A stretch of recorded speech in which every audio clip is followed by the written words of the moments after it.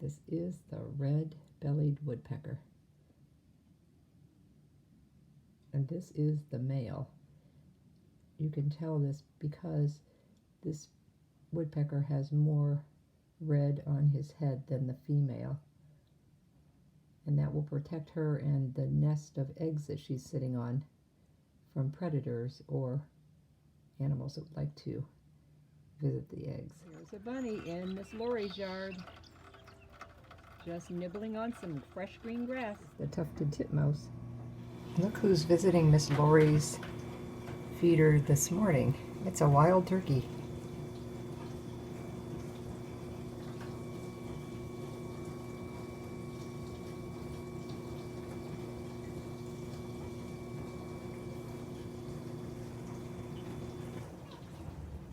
Bigger than most of the other birds that visit our feeder.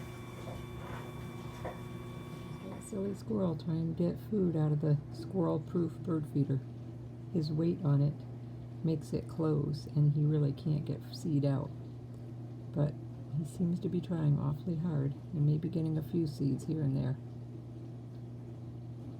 He'll shake them loose and drop them down to the ground, and then jump down and eat them down there.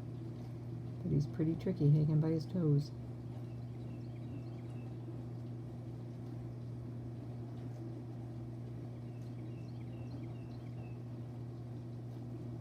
There he is on the ground, eating the seed that he just dropped from above.